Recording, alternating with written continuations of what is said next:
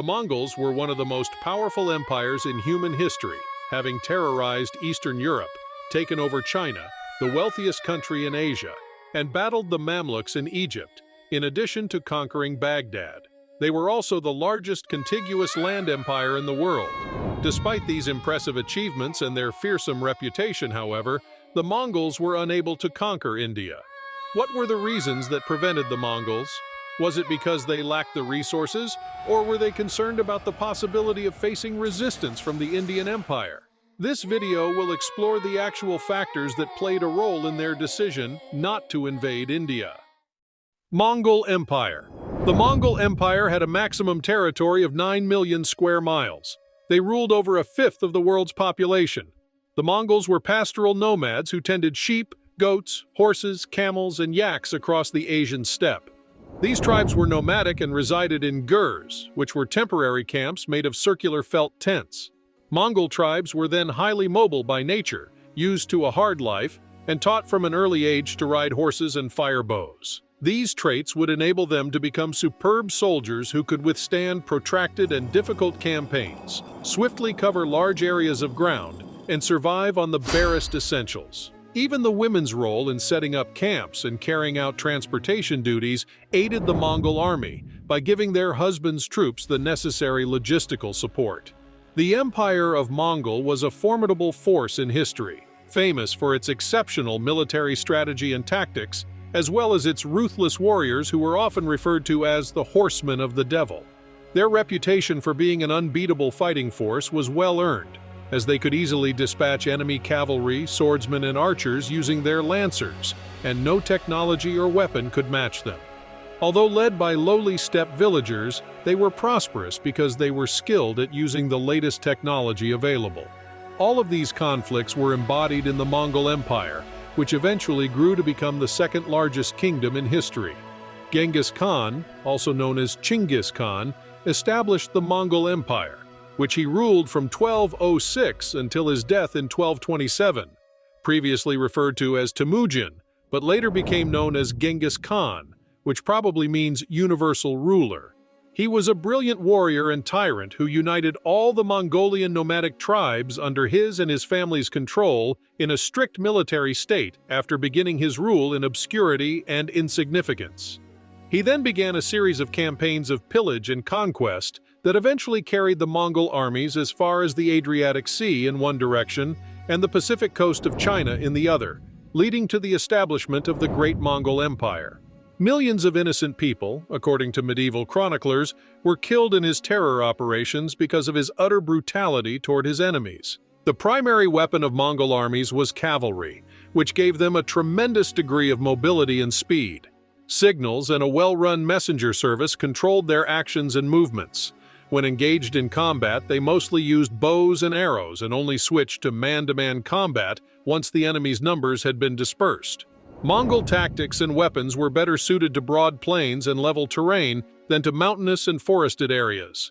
They frequently enlisted the help of artisans and engineers from technologically sophisticated captured peoples, such as the Chinese, Persians, and Arabs, to assist in the siege of walled cities. The clever employment of spies and propaganda was another aspect that contributed to the resounding success of their campaigns. In most cases, they made an offer of peace and requested a voluntary surrender before attacking. The people were protected if this was agreed to. However, if the opposition had to be defeated, it was always followed by mass execution or at the very least, enslavement, sparing only individuals whose unique talents or skills were deemed beneficial. Chinggis's military tactics revealed his proficiency in combat. The faked withdrawal was one of Genghis's favorite strategies. He would have his soldiers depart the area pretending to have lost, although they were still fighting. The enemy forces would immediately understand that they had fallen into a trap as they pursued the troops that appeared to be fleeing because entire detachments of men in armor or cavalries would arrive out of nowhere and overpower them. Invasion to India. One of the richest nations in history, India, was located across the river, a country that produced more than a third of the global GDP, a place where potential invaders fantasized about setting foot. Northern India was dominated at the time by Shams-ud-Din Iltutmish, the third sultan of the Turkic Mamluk dynasty. From 1221 to 1327, the Mongol Empire launched a number of invasions into the Indian subcontinent. Millions of people were killed as a result of the Mongols' destruction of cities and wreaking havoc on the Indian people during this time. Their goals were simple and clear. It was to extract tributes and wealth from the nations they had conquered, as well as to take from them the most advanced technology and the most attractive women for their harem, and the strongest men for their army. Prior to launching an attack on a nation, they would insist that the country fulfill all of these requirements. Before really attacking any nation, they would demand all of this from that country. In total, the Chagatai Khanate's Mongols invaded India 4 times, in 1241, 1245, 1257, and 1285. The Delhi Sultanate, which repelled these assaults, is said to have recorded this in the past. Earlier than that, Jalaluddin, the predecessor of the Delhi Sultanate, had to withstand a Mongol invasion. The Quarasmian Empire, 1216 to 1221. The Quarasmian Empire, which today's Pakistan and Afghanistan were part of, was conquered by the Mongols for the first time in India in 1221. A series of raids by Mongol soldiers into India began with this invasion. The Mongols mostly attacked prosperous, densely populated areas like Delhi and other important commerce centers. During their invasions, they not only looted the wealth from these settlements, but also killed tens of thousands of people. From 1219 to 1221, the Mongols invaded Khwarezmia. The Turco-Persian Empire, which could brag of having a sizable horse army, had made several provocative movements against the Mongol Empire.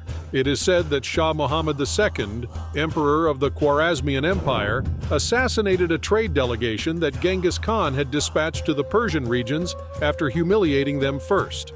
In reality, the Mongol Empire had no intention of attacking the Khwarezmid Empire at first. Juvayni, who is a Persian historian and an official of the Mongol state, claims that Genghis Khan first addressed Sultan Muhammad Aladdin, the ruler of the Khwarezmid Empire, with a letter greeting him on being on an equal footing and stating, "We now have the obligations of neighbors. Human wisdom requires that both sides walk the path of concord and observe the duties of friendship." However, the governor of Otrar rejected the mission and, with Sultan's approval, had all 450 of them executed. Months later, when Genghis Khan learned of this tragedy, he was so furious that he invaded using it as a justification. The Mongol commander gathered between 90,000 and 200,000 warriors and launched his invasion of Khwarezmian territory in the year 1219, furious at such provocations. Cities like Khorasan, Herat, and Nishapur were utterly destroyed by the Mongols, who left a vast trail of destruction in the years that followed. Juvayni claims that although the Mongols only carried out a single wave of executions in Khwarezm and Transoxiana, they systematically wiped out a significant number of the populations in the cities of Khorasan. As a result, the Mongols gained a reputation for being ruthless and bloodthirsty, which would characterize the rest of their campaigns. The fallen Khwarezmian emperor was now within striking distance of Genghis Khan and his great Mongol army. It would have been easy for them to march into India, capture Jalal al-Din, and even capture the Delhi Sultanate. Genghis Khan, however, decided against doing so. His refusal to use his army, which at the time was the most powerful and lethal fighting force in the world, against India, has baffled historians for many centuries. Having come so close to India's boundaries, why did Genghis Khan decide to turn around and withdraw all the way back to Mongolia? Bad omen, talking rhinoceros. After his remarkable victory over the Khwarezmian Empire, several academics and historians think that a terrible omen might have discouraged the Mongol commander from entering the Indian subcontinent. Temujin, as Genghis Khan was known at that time, was raised as a lowly nomad in the foothills of Mongolia, and learned to admire nature in all its splendor from those around him. But after his father was killed, Temujin's normal life was snatched away from him. From that point on, his life would be marked by gore and bloodshed, as well as a steadfast faith in nature that he had cultivated over the years. Yelu Kuchai, a self-described mystic of sorts, was one of the only persons whose life Genghis Khan personally spared when he conquered China. As their relationship became stronger over time, Kuchai joined Genghis's envoy whenever the Mongols went on a campaign.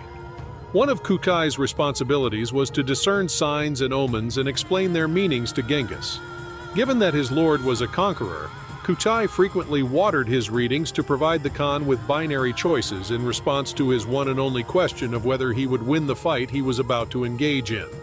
Over the course of the Mongols' conquests of Asia and Europe, almost all of Kuchai's prophecies came true, earning the Khan's blind faith in him. According to Chinese tale, Genghis Khan spoke at length with Kukai about his misgivings about invading India a fortnight after the battle on the Indus River. Then, in the middle of the night, when the Khan had fallen asleep and Kukai was the only person awake in the Mongol camp, a mysterious white animal on a unicorn dashed toward him. According to mythology, the creature spoke with Kukai and advised him to warn Genghis Khan to stay away from India if he wanted to preserve his legendary undefeated run of wins. Kukai told Genghis about the encounter the following morning, and he made the decision to go back home without giving it any thought. According to other versions, the evil Omen manifested itself as a talking rhinoceros. The objective monitoring of regional affairs by the Delhi Sultanate. The foreign policy of the Delhi Sultanate's leaders is reported to have greatly pleased Genghis Khan. Genghis Khan was only left alone by the Indian emperors during his invasion of China and Persia. In addition, Shah Jalal al-Din, the fleeing ruler of Khwarezm, was refused any protection or assistance by the rulers of the Delhi Sultanate. The Turco-Persian king assembled what remained of his disheartened bodyguards and escaped into the Delhi Sultanate in 1221 after suffering a terrible loss at the Battle of the Indus.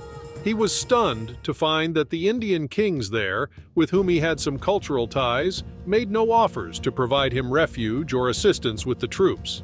Delhi King Iltutmish, like Inalchuk and Muhammad II, had heard accounts of the Mongols' brutal nihilism. Therefore, he was aware of the quarasmian Mongol battle and terrified of Genghis Khan's wrath falling upon the Sultanate. He believed that turning down Genghis's enemy's request for refuge would help avert danger. Genghis Khan had no motive to invade India because the Turkic Mamluk kings of northern India kept their excellent relations with him by refraining from interfering with the Mongol conquest of the area. According to some sources, Delhi King Iltutmish paid the Mongols extravagant tributes to deter them from approaching India. Then why didn't Genghis Khan go after Jalal ad-Din and kill him? The simple explanation is that Jalal ad-Din had nothing left to lose after his empire and army were shattered. He was no longer an entity. He just remained a Shah in the name. He would never pose a serious threat once more. Even more significantly, when there was a Chinese betrayal to revenge, pursuing him after his army was wiped out was futile. India's harsh heat and humidity. The fact that the Mongols were aware of the practical boundaries of what their force could and could not do contributed to their extraordinary success. The weather in India is completely different from the weather in Mongolia. As opposed to chilly and dry, that is hot and wet. In most of India, Genghis Khan's troops, horses and men, would have endured excruciating suffering. The Macedonian conqueror Alexander the Great, who was also within touching distance of India in 326 BC, may have been stopped in his tracks for the same reason that Genghis Khan refrained from attacking that country. Scholars assert that the Mongol army found it challenging to march on the Delhi Sultanate due to the extremely warm and muggy weather in India. Remember that the Mongols were not accustomed to India's occasionally severe weather because they were from a chilly climate. The Mamluk rulers of India, like the Mongols, came from a somewhat cool climate, which is the counter-argument to this reason. And if the Mamluks managed to conquer India despite the oppressive heat and humidity, why couldn't Genghis Khan's far more deadly army conquer India? Due to their extreme sensitivity to humidity, Mongolian bows were essentially worthless in the hot environment of India. In this situation, range and power deteriorated greatly.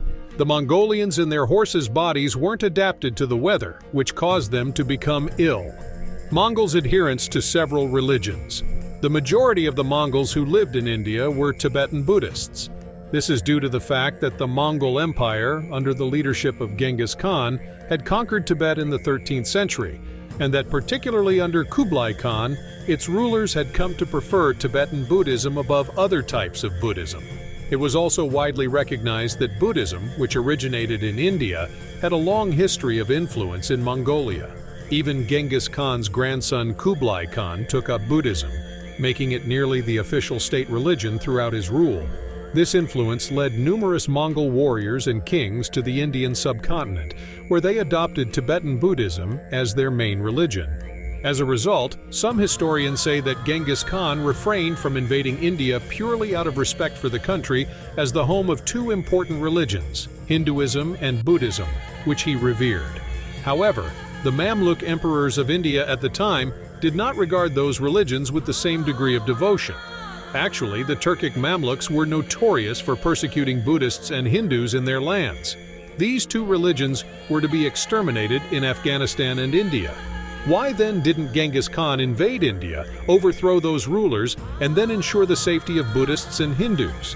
Genghis Khan may have considered the countless innocent Indians who would have perished in the event of an invasion, many of whom were Buddhists and Hindus. The vengeful mentality of Genghis Khan. Genghis Khan engaged in a number of military campaigns, and upon short inspection, one soon discerned a faint pattern among them. Some have said that the warlord primarily attacked a territory in order to exact vengeance. The ruthless conquest of the Quarasmian Empire was primarily undertaken as revenge for the Shah ruler's repeated provocations. He even invaded the Karkitai Empire in retribution for the destruction of a Mongol city and the murder of his grandson-in-law. He attacked the Jin Empire and the Western Xia Empire in retribution for the murder of his relative Ambagai and for centuries of Chinese intrusion and crimes. He invaded the Western Xia once more as a consequence of their betrayal. Khan's conquests were usually motivated by retaliation. He only engaged in combat when there were adequate reasons to do so. Genghis Khan could have easily crossed the Indus River after his stunning victory over the Quarasmian Empire at the Battle of Indus in 1221 and destroyed the Delhi Sultanate of India, a very rich region. He could have done it, but he decided against it for a variety of reasons, primary among them being his good relations with the northern Indian kings. Genghis Khan was thought to be a moral leader who had no grudges against the Delhi Sultanate. He had not been wronged by the Indians in any manner, shape, or form. He thus lacked a convincing motive to violate his morals and conquer India. Rebellion in China. One probable explanation for the Mongol army's decision not to invade India is the fact that they learned of an enormous revolt against their rule in Western Xia in China just as they were about to cross the Indus River. Genghis Khan was forced to delay his invasion of the subcontinent in order to put an end to such uprisings.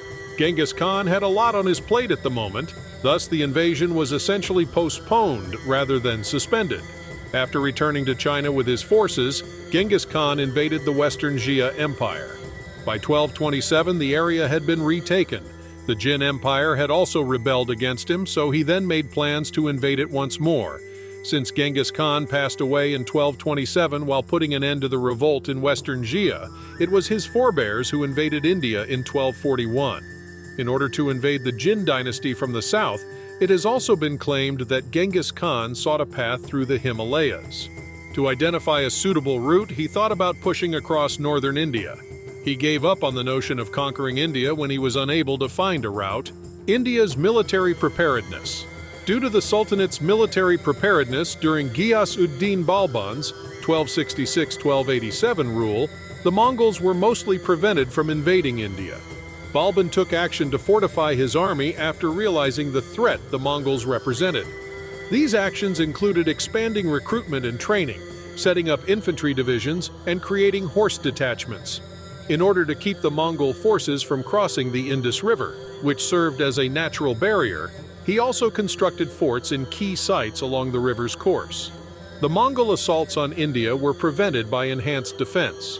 Because of the cessation of massive assaults, the Mongols were unable to cross the Indus River. View on wealth. The Mongol Empire possessed an abundance of wealth. Genghis Khan had a natural intuition that too much money would cause his people to lose their enthusiasm and unwavering discipline which made them unique. He simply did not have a compelling enough cause to invade India, despite the fact that the rulers of Delhi had incredible wealth. Although India had a major power in the Sultanate and its wealth, Genghis was too wise to invade a country with such a fragmented political landscape as India because even if he succeeded in seizing control of the Sultanate, other regional forces would be forced to attack Delhi and seize what they could, giving the Mongols more rivals to deal with. Conclusion summary. The Mongol invasions of India had a significant impact on the subcontinent's history. The Delhi Sultanate was never completely conquered by the Mongols, and they never acquired control of India. Men who currently rule Pakistan and Kashmir were free from Mongol dominance in 1235. Even though the two factions had some political relations, they were never united under a single monarch or administration. Due to the Mongols' ability to establish their presence and win control over local rulers in some areas, the Mongol invasions also caused a change in the balance of power in northern India. Despite the fact that the Mongols did not entirely conquer India, their incursions had a significant impact on its history and politics. By 1327, local authorities had joined together to fight back against them. However, despite this success, many regions are still working to recover from the effects of these invasions decades later.